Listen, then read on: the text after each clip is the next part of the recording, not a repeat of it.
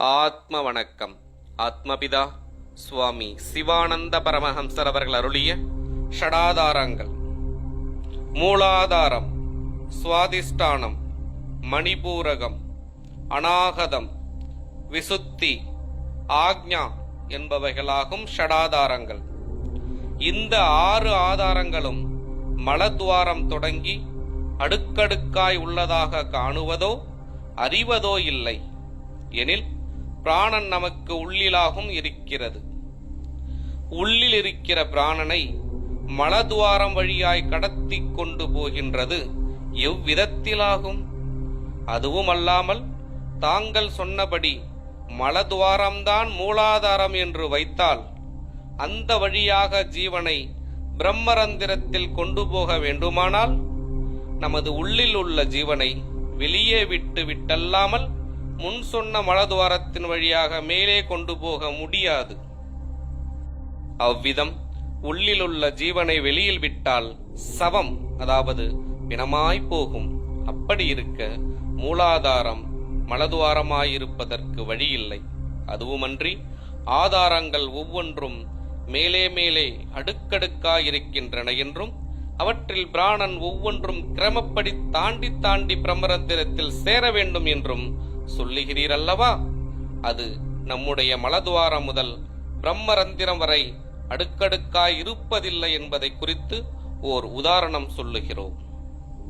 அதாவது தனியாக யாதேனும் ஒரு வழியாக போகும்போது திடீரென்று நமக்கு தெரியாமல் ஒரு வெடி சப்தமோ வேறோ கேட்டு நாம் திடீரென்று பயப்படும் போது நமது ஜீவன் திடீரென்று மேலே ஏறி போகிறது. அது எங்கிருந்து ஏறி போகிறது? நமது உள்ளில் இருந்தோ வெளியில் இருந்தோ எனில் உள்ளிலிருந்தே ஆகும். அப்பொழுது அவருக்கு யாதொன்றும் தெரியாமலும் யாதொரு உணர்வும் தெளிவும் இல்லாமலும் விழுந்து கிடப்பார். அதற்கு காரணம் ஜீவன் மேலே போனதால் ஆகும். அப்பொழுது நமக்கு மலத்வாரம் முதல் 6 ஆதாரங்கள் அடுக்கடுக்காய் மேலே போவதற்கு இருந்ததானால் நாம் பயப்பட்டு ஜீவன் மேலே ஓடி போகும்போது நீர் மேற்சொல்லிய ஆதாரங்கள் ஒன்றுமே காணுவதில்லை அல்லவா? அப்படி இருந்திருக்குமானால் ஜீவன் அவற்றை தட்டி திறந்திருக்க வேண்டுமல்லவா? அதுவும் உண்டாகவில்லை அல்லவா? அதுவுமன்றி நாம் தூங்கும்போது நம்முடைய ஜீவன் நமது உள்ளிலேயே கதாகதம், அதாவது நடனம் செய்து கொண்டிருக்கின்றது. அதற்குத்தான் சமீரணன் என்று பெயர். அந்த சமீரணன் உள்ளிலேயே மேலும் கீழும் கதாகதம், அதாவது நடனம் செய்து பிரம்மரந்திரத்தோடு தாக்கிக் கொண்டிருக்கின்ற கதியாகும்.